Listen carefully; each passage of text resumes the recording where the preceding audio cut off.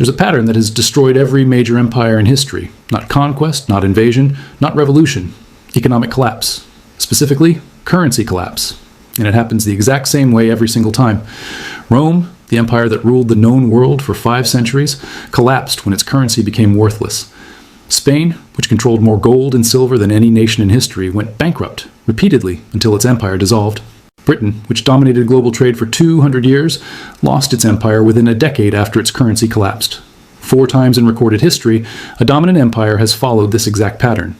Military overextension, unsustainable spending, currency debasement or money printing, inflation, loss of confidence, collapse. And every time, the people in power believed they were different, that their empire was special, that the old rules didn't apply to them. They were wrong. Every single time. And right now, in 2025, the United States is following that exact same pattern. Step by step. Warning sign by warning sign. The only question is whether we're near the beginning, the middle, or the end. This is the story of how empires destroy themselves through their own currency. How it happened to Rome, Spain, and Britain. And why every warning sign says it's happening again. Let's start with Rome. The empire that dominated Europe, North Africa, and the Middle East for over 500 years. At its peak, Rome controlled 60 million people across 3 continents. Its military was unmatched. Its infrastructure was the most advanced on Earth. Its currency, the denarius, was trusted everywhere, from Britain to Egypt. The denarius was a silver coin introduced in 211 BC. It contained about 4.5 grams of pure silver. For centuries, it held its value because the Roman government maintained its purity. When you received a denarius, you knew exactly what you were getting. Pure silver. Real value. This created trust. And trust allowed Rome to fund its expansion, pay its soldiers, and build its infrastructure. But empires are expensive. Every generation, Rome's borders expanded. Every expansion required more soldiers, more forts, more roads, more administration. And eventually, more money than Rome actually had. So they did what every empire does when it spends more than it earns. They debased the currency. Emperor Nero, ruling from 54 to 68 AD, was the first to significantly reduce the silver content of the denarius. He needed to fund his lavish lifestyle and expensive military campaigns, so he ordered the mints to reduce the silver content from 100% to 90%. That extra 10%? Pure profit for the emperor. He could mint 11 coins with the silver that used to make 10, more coins in circulation. Same amount of silver, that's inflation. But 90% silver was still substantial. The real destruction came later. By the time Emperor Caracalla ruled in 211 AD, the denarius was down to 50% silver, half real value, half base metal. By 265 AD, under Emperor Gallienus, it had fallen to just 5% silver. A coin that was once pure silver was now 95% worthless metal with a thin silver coating. Think about what that means. If you were a Roman soldier in 265 AD receiving your pay in denarii, you were being paid in coins worth 1/20th of what soldiers earned 2 centuries earlier. The government told you nothing had changed. The coin still said denarius. They still had the emperor's face, but the purchasing power had collapsed. Prices exploded. What cost 1 denarius in 200 AD cost 50 denarii by 300 AD. Farmers stopped selling food for coins and demanded barter instead. Soldiers refused to fight unless paid in gold or goods. Tax collectors couldn't collect taxes because the currency was worthless. The entire economic system seized up. And here's the key. This wasn't caused by foreign invasion. Rome's borders were still defended. This wasn't caused by plague or natural disaster. This was self-inflicted. The Roman government destroyed its own currency to fund spending it couldn't afford. And when the currency died, the empire died with it. By 476 AD, the Western Roman Empire officially collapsed. Not because Germanic tribes were stronger, but because Rome couldn't pay its armies anymore, couldn't fund its administration, couldn't maintain its infrastructure. The currency had been debased into irrelevance, and everything built on that currency collapsed. The pattern: military expansion, unsustainable spending, currency debasement, inflation, loss of economic function, collapse. Rome proved the pattern, and every empire since has repeated it. Now let's jump forward 12 centuries. Spain, 1500s. The Spanish Empire is just beginning its golden age. Christopher Columbus has opened the New World. Hernán Cortés has conquered the Aztecs. Francisco Pizarro has conquered the Incas. And Spain now controls the richest territories on Earth. In 1545, Spanish explorers discovered the Cerro Rico mountain in Potosi, in what is now Bolivia. This isn't just a silver mine, it's the largest silver deposit ever discovered. For the next century, Potosi will produce nearly half of the world's silver, millions of pounds of it, Ships loaded with silver crossed the Atlantic, filling Spanish coffers with wealth beyond imagination. Spain mints this silver into coins. The Spanish dollar becomes the first true global currency. It's used from Europe to Asia. It's trusted, it's pure, and there's an endless supply of it. Spain becomes the richest, most powerful empire on earth. At its peak, the Spanish Empire controls territories on every inhabited continent. The sun never sets on Spanish holdings. And then, exactly like Rome, they destroy themselves. Because there's a paradox with money. More money doesn't make you richer if everyone has more money. When Spain floods Europe with silver, prices rise. What cost one silver coin in 1500 costs 10 coins by 1600. The silver hasn't become less pure. There's just vastly more of it. That's inflation. Spain is importing so much silver that it's destroying the value of silver itself. And worse, Spain isn't producing anything. They're not building industries. They're not innovating. They're just extracting wealth from the colonies and spending it on wars, palaces, and luxury goods imported from other countries. The silver flows in from the Americas and flows right back out to France, England, and the Netherlands. To pay for goods, Spain doesn't produce itself. By the late 1500s, Spain's kings are drowning in debt. King Philip II, ruling from 1556 to 1598, inherits massive debt from his father, Charles the 36 million ducats in debt. And rather than cut spending, Philip borrows more. He fights wars on multiple fronts against the Ottoman Empire, against Protestant rebels in the Netherlands, against England, and when the debt becomes unpayable, he defaults. In 1557, Philip II declares bankruptcy and suspends all debt payments. This is the first sovereign default in modern history, but it's not the last. Spain defaults again in 1560, again in 1575, again in 1596, 4 defaults in 40 years. Despite controlling half the world's silver production, Spain can't pay its debts. Each default destroys trust. Lenders refuse to lend to Spain. Interest rates on Spanish debt skyrocket. And the government responds by debasing the currency. They start minting coins with less silver. They introduce copper coins that are supposed to be worth as much as silver coins. Nobody believes it. The currency loses credibility. By the 1600s, Spain is in terminal decline. The military can't be funded. The colonies begin to break away. And when the 30 Years' War ends in 1648, Spain signs the Peace of Westphalia, which marks the beginning of the end. By 1700, the Spanish Empire is essentially over. The country that once controlled the world's wealth had spent and borrowed itself into irrelevance. The pattern again: massive wealth influx, government overspending, excessive borrowing, currency inflation, repeated defaults, loss of confidence, collapse. Spain proved that even endless resources can't save an empire from fiscal mismanagement.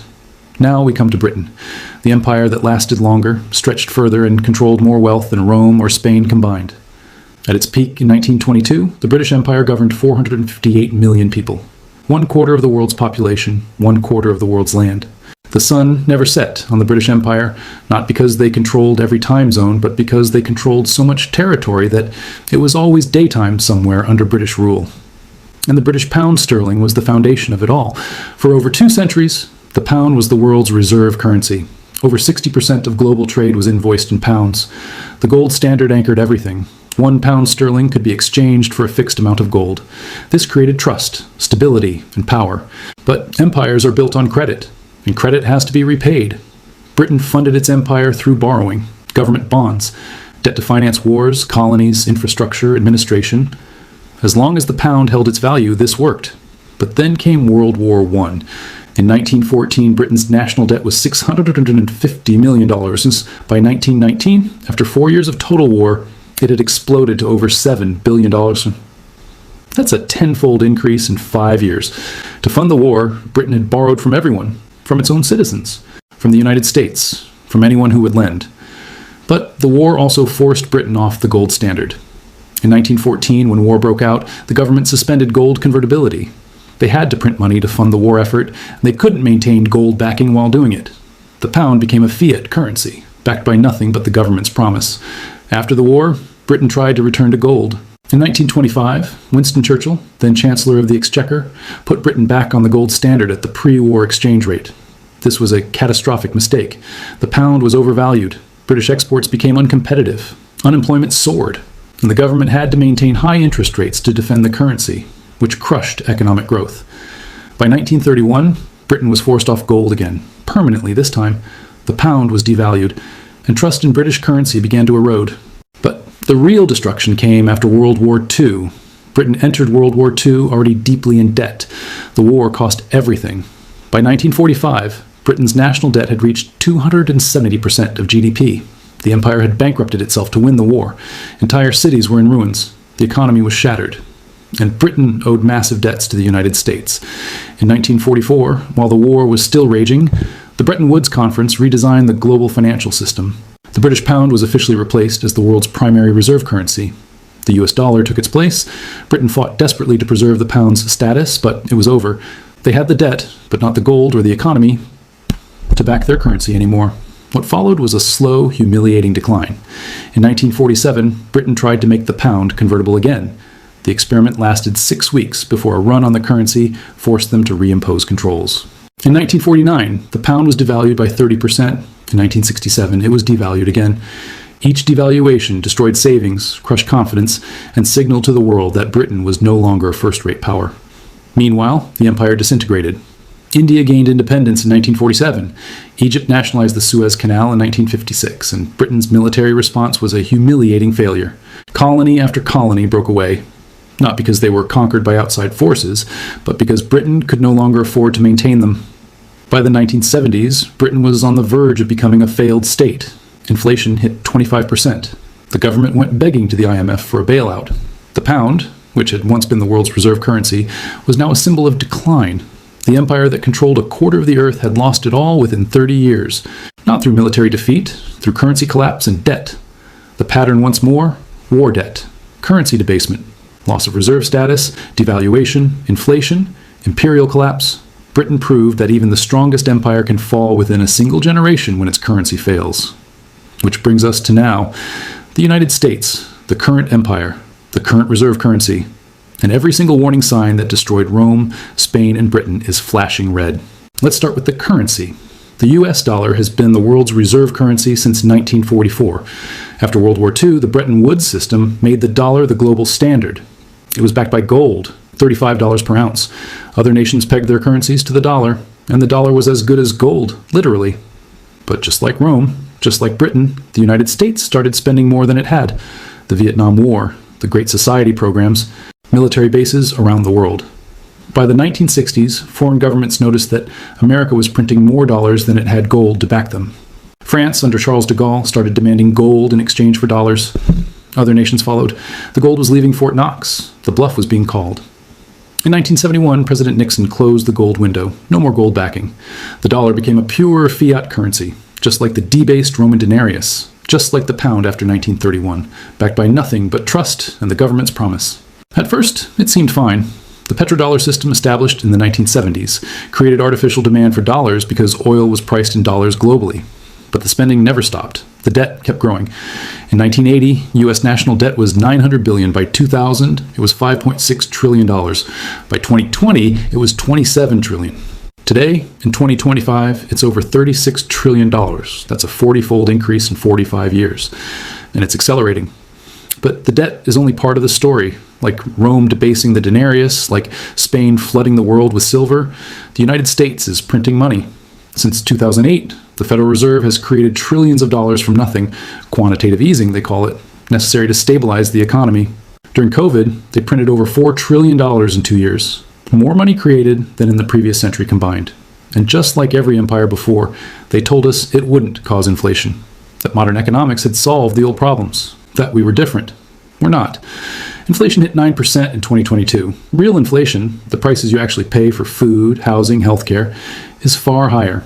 The dollar is being debased, slowly at first. But the pattern always accelerates. And just like Britain, the United States is losing reserve currency status.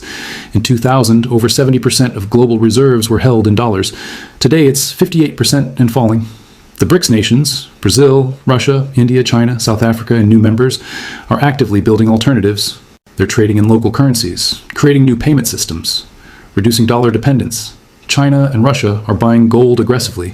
Central banks worldwide are diversifying out of dollars. The world is preparing for the dollar to lose its dominance, just like they prepared for the pound to fall.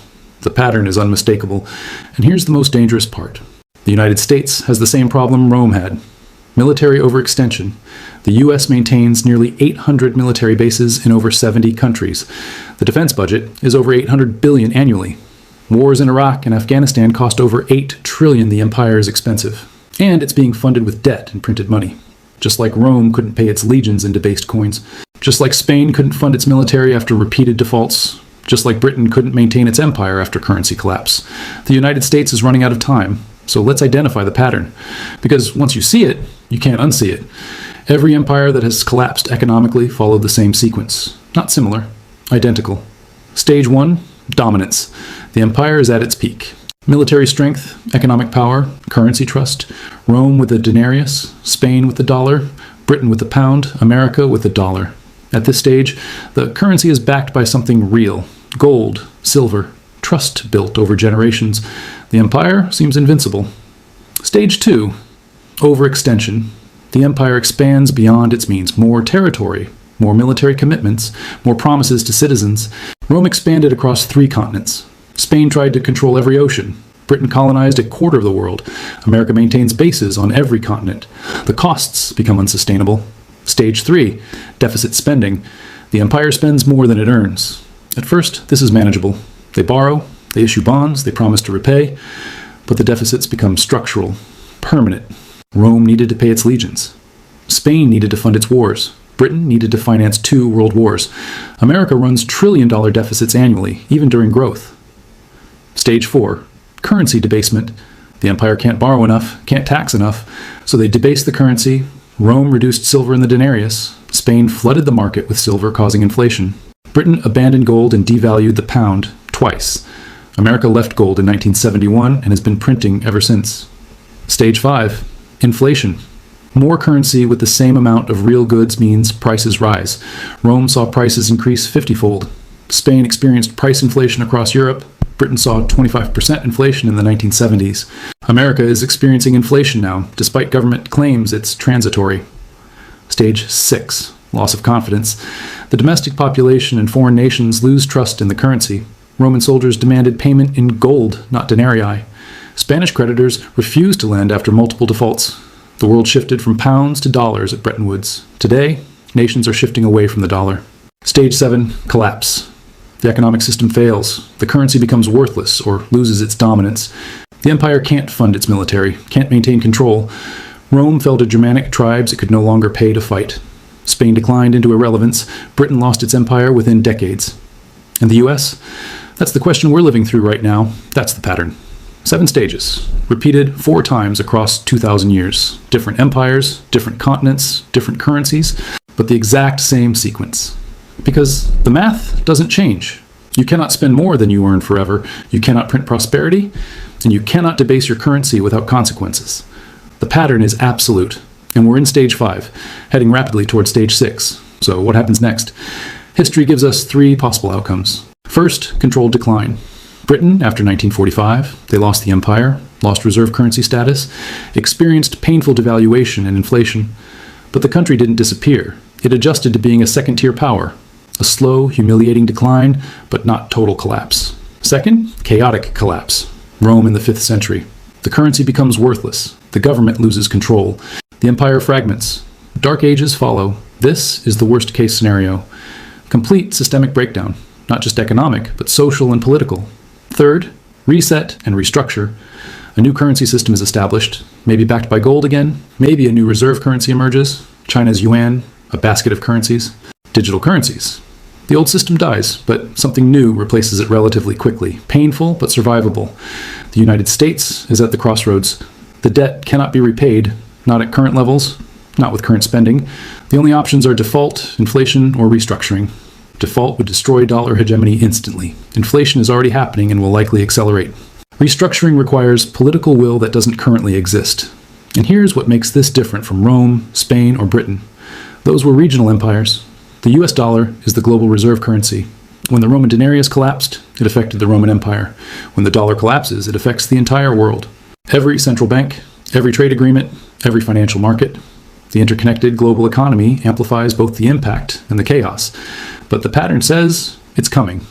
Not because of prediction, because of precedent. 4 empires, 4 currency collapses, 4 identical sequences. The math of empire is unforgiving. You can delay it, you can deny it, but you cannot avoid it. Rome debased its currency to pay its legions. The denarius died, the empire fell. Spain flooded the world with silver. Inflation destroyed its wealth. The empire declined. Britain borrowed to fight 2 world wars. The pound collapsed. The empire dissolved.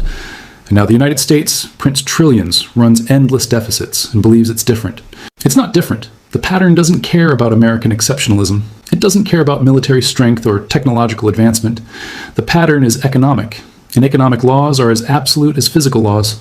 You cannot print wealth, you cannot borrow forever, and you cannot debase your currency without destroying your empire. 4 empires, 4 collapses, 4 identical patterns. The only question left is timing. How long until stage 6? How long until the world loses confidence in the dollar? How long until the American empire follows Rome, Spain, and Britain into the history books? The pattern says we're close. The debt says we're close. The money printing says we're close. And history, which has watched this exact sequence destroy 4 empires before, says the ending is inevitable. The only variable is how fast it happens and how painful it is. If this gave you a new perspective, subscribe. Because when the pattern completes, you'll want to understand what happened and why. History has the answers, and the pattern never lies.